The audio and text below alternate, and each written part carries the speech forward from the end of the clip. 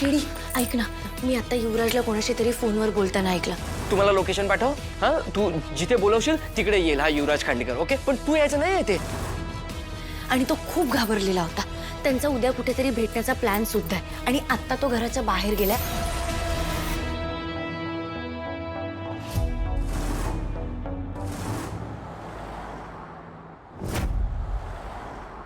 अभिनंदन कमिशनर. त्या लहान मुलीला त्या राक्षसाच्या हातून सोडवण्यात पोलीस फोर्स यशस्वी झाला. थँक्यू. आज सगळीकडे या गोष्टीची फक्त चर्चा नाहीये, तर या अशी कृत्य करणाऱ्यांच्या मनामध्ये ना कायमची भीती बसली. आणि हे सगळं करून दाखवलं. स्त्रियांना न्याय मिळवून दिला तुमच्या स्पेशल क्राईम युनिटने. Thank you so much sir. Sir, तुमच्यासारखे नेते पाठीशी आहेत म्हणून ही फोर्स उभी करू शकलो आणि माझ्या स्पेशल क्राईम युनिटचा आम्हाला सार्थ अभिमान आहे. अख्ख्या महाराष्ट्राला आहे साधू सर. आणि म्हणूनच या सगळ्याच्या मागे जी रणरागिणी आहे, जिने आज तिच्या एका आवाजावर अख्खी स्त्री शक्ती एकत्र आणली, तिला प्रत्यक्षात भेटून तिचे आभार मानायचे. प्रत्यक्षात भेटून सर? काळजी करू नका साधू सर. आजपर्यंत स्पेशल क्राईम युनिट बद्दल, टीम तारिणी बद्दल माझ्याकडनं कुठलीही माहिती बाहेर गेलेली नाही आणि यापुढेही जाणार नाही. Thank you so much sir. पण माझी टीम कधी लोकांच्या कौतुकाला सामोरी जात नाही. आपण तुम्ही आग्रह करत असाल तर मी नक्की प्रयत्न करेन. धन्यवाद. जय हिंद. जय हिंद सर.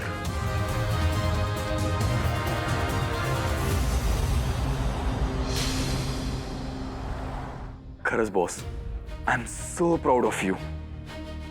Yes sir. जय हिंद. जय हिंद. First of all congratulations. Thank you sir. Thank you so much. अगं, त्या मुलीचा जीव वाचवलायस तू. तिला सुखरूप घरी परत पोहोचवली आहेस.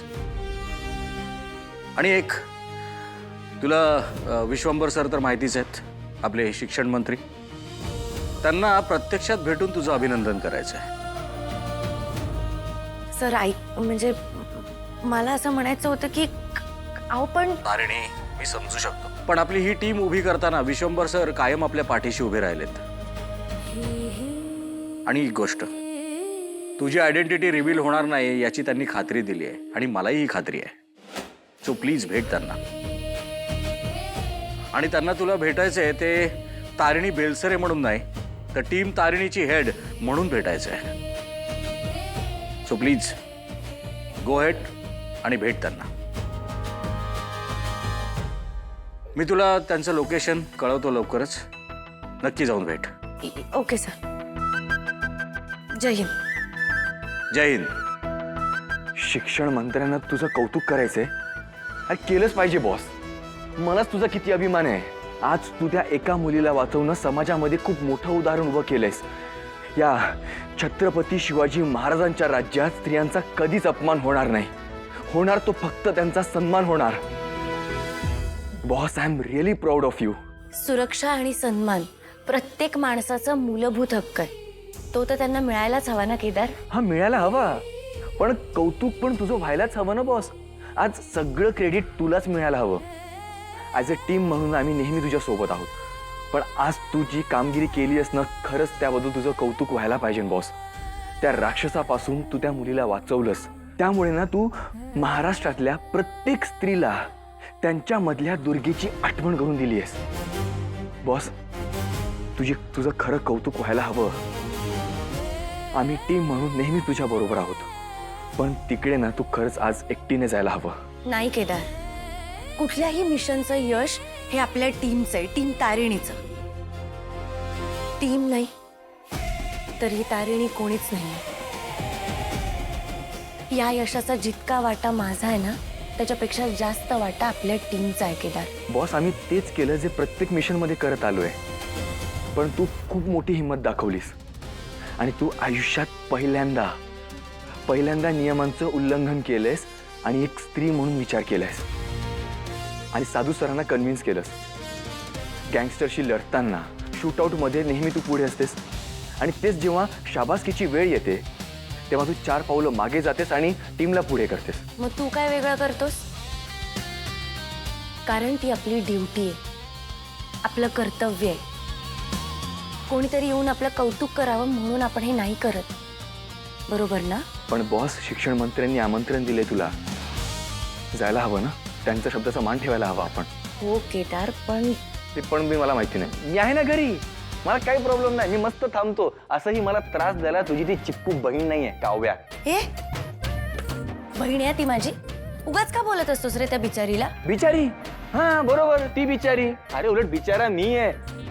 अरे त्या दिवशी तुझ्या घरी माझ्या टी शर्टवर चहा सांडवून माझ्यावर अतिप्रसंग. हा नशीब तू आलीस, नाहीतर ना त्या दिवशी माझं काही खरं नसतं. पण खरं सांगू का केदार, मला ना खूप वाईट वाटलं त्या दिवशी. वाटलं ना? मला पण खूप वाईट वाटलं. नाही, मी उगाच बोलले रे तुला. म्हणजे तुझ्या मनात तिच्याबद्दल काही असेल तर. हे बॉस, माझ्या मनात काही नाहीये. हा. अरे असं कसं? चांगली आहे बरं का माझी बहीण. नाही असेल चांगली, पण माझा काय संबंध? तसं नाही रे, म्हणजे आवडू शकतं ना कोणी कधी. तसंही आपलं लग्न खोटं आहे, हो की नाही?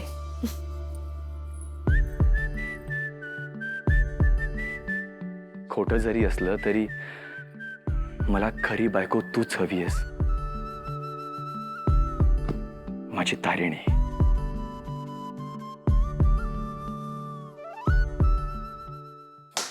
देवा, मला कौल हवाय देवा. माझा केतू माझा होण्यासाठी.